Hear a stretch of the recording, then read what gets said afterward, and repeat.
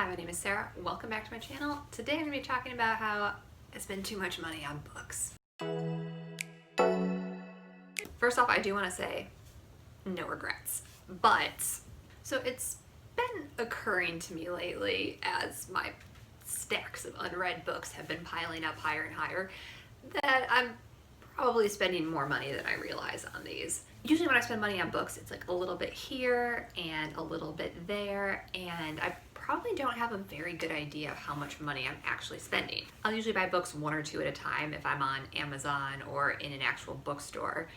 When I go to Salvation Army or Goodwill, there's a good chance I'll walk out with a huge stack of them. But either way, I'm usually not spending more than 20 bucks at a time, often way less than that. But I decided for the month of October to keep track of all the money I spent on books so I could add it up and see how much I'm really spending in a month. It's funny because for a while, probably like a year or more ago, for a few years, I really was not spending that much because I was almost exclusively reading books on my Kindle. I don't know what happened, I started craving physical books again. And a lot of my problem is I do still kind of prefer reading on my Kindle. Like in theory, I like physical books better, but in practice, I'll be laying in bed at night and it's just easier to have my Kindle. And that's how we end up with this. October might not have been a good month to do this because there's a couple of things on here that are not my usual purchasing habits. And I'll start off with the first book I bought in October, which is this Animorphs graphic novel, which I paid $13.77 for. I pre-ordered this off Amazon. So if you are a follower of my channel or a friend of mine, you may know about my questionable obsession with the children's series of books called Animorphs. Basically, they started coming out with graphic novels. This series ended, I want to say, in 2001, something like that, when I was still a child that was justified in reading them. But they have had a very dedicated longtime fan base. I am not the only one. And they recently, or this month, October, the month of October, came out with a graphic novelization of the first book. So obviously I bought this. I'm not a graphic novel person. I don't have like a graphic novel budget. It's not something I normally buy, but this is like one of my favorite series of all times. So I did purchase this and have read it, and it's really great. If you've never read Animorphs, I don't really know if I can recommend it to adults, but so this is my first purchase. And then another thing happened that does not normally happen to me every month, which was Prime Day. And let me explain.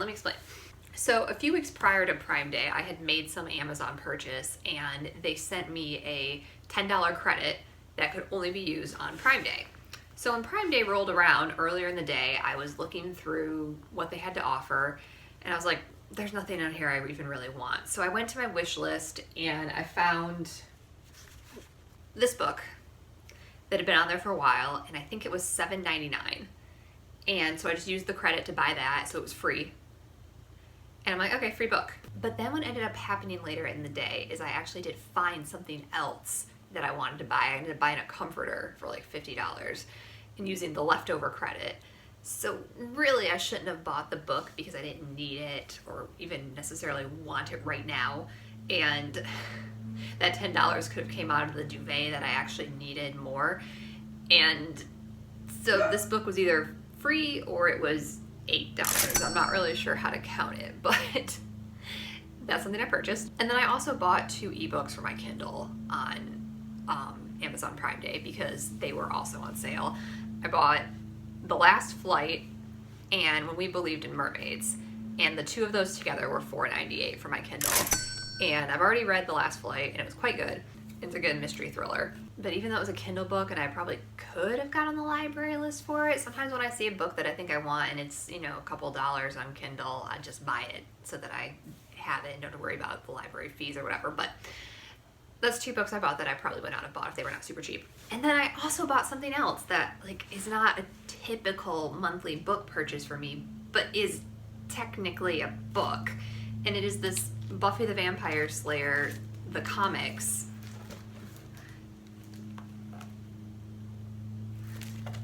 This is the Buffy Season 12 Library Edition. And I bought this for like a specific reason, and it's that so I was a longtime fan of Buffy the Vampire Slayer, been a longtime fan of the comic series, and what had happened was they were releasing these giant library editions, like of all the comics. And I had bought previous seasons, and I was kind of reading like the individual comics as they came out and kind of not. And then the comic series ended.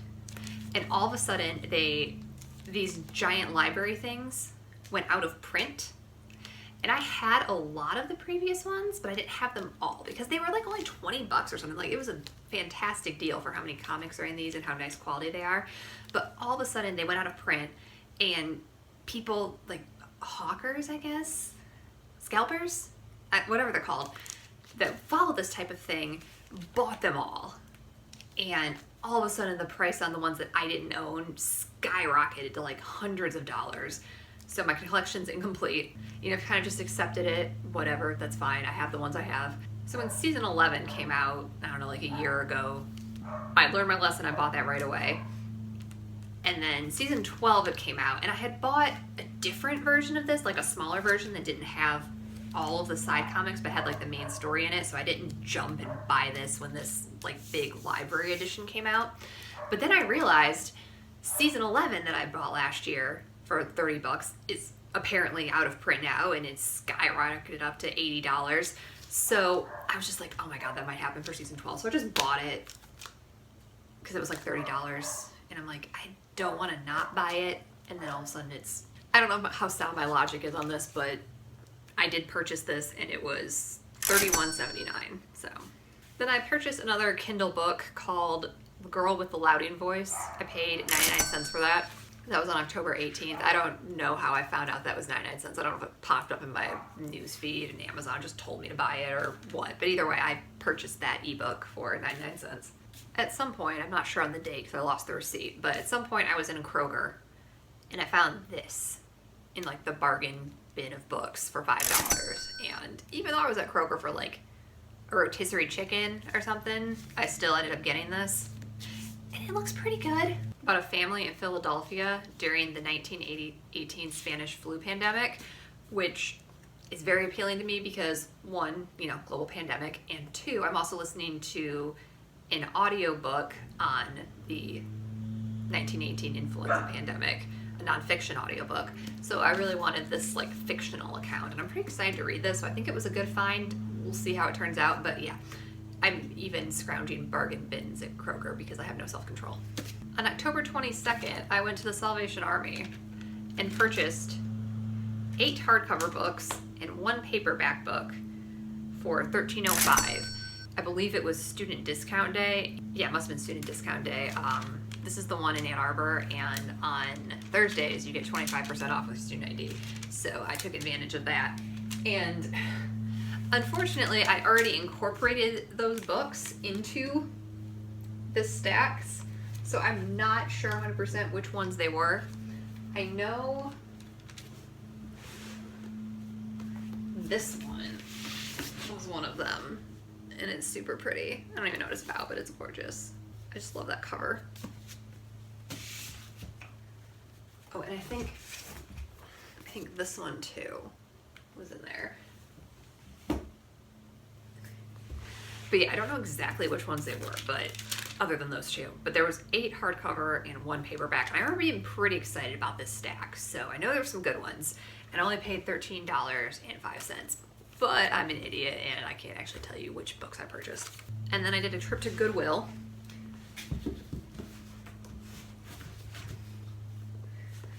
My trip to Goodwill was a little less productive, but I did get this for $1.29. This one really appealed to me because it reads the back of it like it's a mystery thriller, but it's set in 1922 London. I can't say for sure because I haven't actually read it yet, but I've been very into kind of the mystery thriller vibe, and I really like the idea of one taking place in the 1920s instead of present day.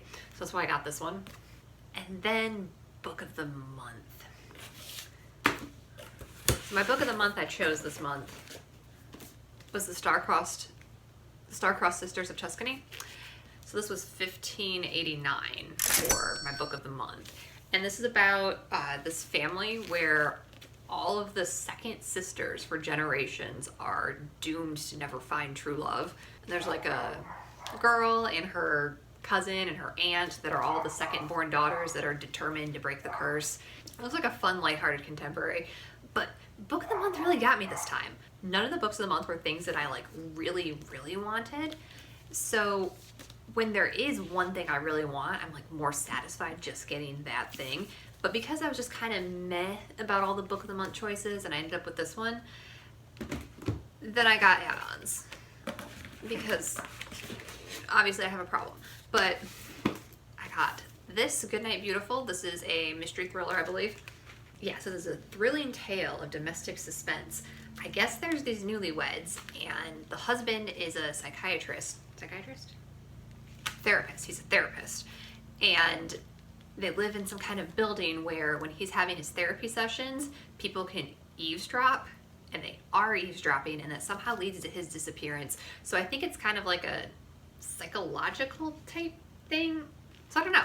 It's, yeah, it definitely says thrills and chills back here. So it's some kind of thriller with like this therapist twist, therapy twist. I don't know, but it sounds really good. And then because I have absolutely no shame whatsoever, I also got this, which was a book of the month from back in June, and it's called One to Watch. This just seems like a really fun, fluffy, this woman is a plus size model, plus size fashion blogger, and she goes on like a bachelorette type show, and I just love that type of thing. I love the reality TV. I will watch reality TV. I used to watch The Bachelor, and I like reading about it too. You would think it wouldn't be as fun to read about it as it is to watch, but that has not been my experience. I have enjoyed books like this in the past. This one looked good to me. I got it too. So I had the one book of the month book for $15.89, and then I added on 2 add-ons for $9.99 each. So after tax, the 2 add-ons came to $21.18. So, and then on the same day as I picked out those, I also decided to order more books from Amazon. I don't know.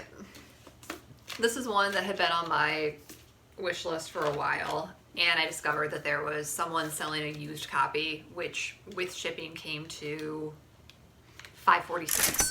And I did not know that it was going to be a book of the month edition, but it was. So this is a used book I bought. It's in really good shape. It was nice. It was $5.46, which is more than I would buy, or sorry, more than I would pay at Goodwill or Salvation Army for a used book like this, but you can't pick what shows up at Salvation Army and Goodwill, so I bought this. And this is by Kristen Ritter. I think it's a YA mystery thriller type thing. And Kristen Ritter is actually the actress that played Jessica Jones, and I love Jessica Jones, so that was my main motivation for buying this. Kristen Ritter, I hope you didn't let me down. You probably don't care since I bought the book used, so you don't actually get any of the money for it, but I am a fan. And then I bought another used book called Frontlines by Michael Grant, circling way back to my very first book I showed you, the Animorphs book. Michael Grant is the husband of K.A. Applegate, who is the credited author of Animorphs, but in reality they wrote it as a duo. So he's also one of the authors of Animorphs. He wrote a book series called Frontlines that I had never heard of until I was part of like a Zoom meeting with him. Yeah, he couldn't see me or anything, but like I was there eavesdropping, and like one of my questions I asked was answered. It was a very big deal. But during that, he mentioned that he had written a book series called Frontlines that he was really proud of and thought was some of his best work, but that very few people had ever read. I had never even heard of it, and I was in like a fucking Zoom meeting with him. So what do you even call that? Like a Zoom? I can't remember. So I guess it is described as, it's some kind of war book where females are drafted as well as males, and I think it is World War II. It's written as if women were also drafted into the war, so, or were able to enlist. I'm not sure. I haven't read it yet. I'm very curious about it. I think it's a series. I think there's multiple books, and I just have never heard of it or read it until now, and it's been on my wish list for a while, and again, I just randomly decided to buy a used copy of it for $5.98. Alright, so that's everything. I'm gonna add them up. I actually have not added this up yet, so I don't know what the total is. Just give me a minute.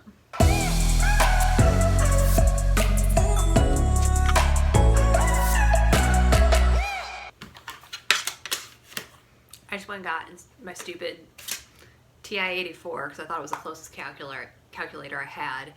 And the battery's dead because I haven't used this since I took statistics like 3 years ago. So I guess I am going to do this by hand since I don't know where another calculator is, and my phone is, you know, filming me. So.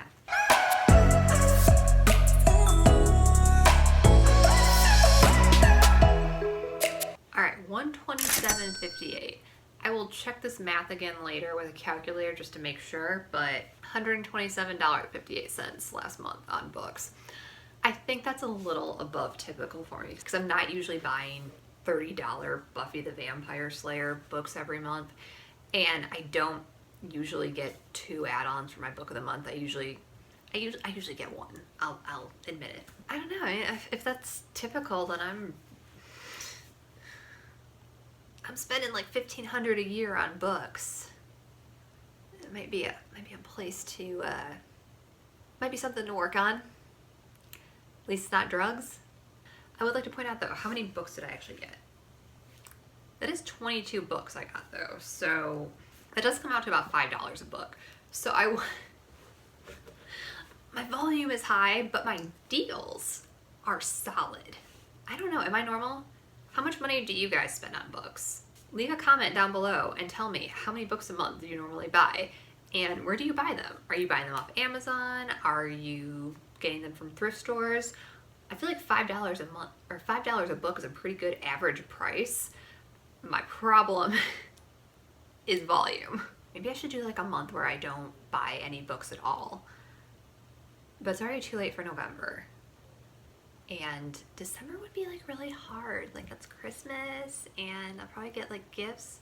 No, I'm gonna do it. I'm gonna do December right now. I'm making a pledge. Just for the month of December, I am not going to purchase any books other than like if I buy one for a gift for like my sister or my mom or somebody. But no book buying in December. I have enough books. I have a library card. I'm not gonna buy any books for the month of December. And I'll report back to you guys. Alright, thanks for watching. If you enjoyed this video, please give it a thumbs up and please subscribe to my channel to see more of my videos. Thanks, bye.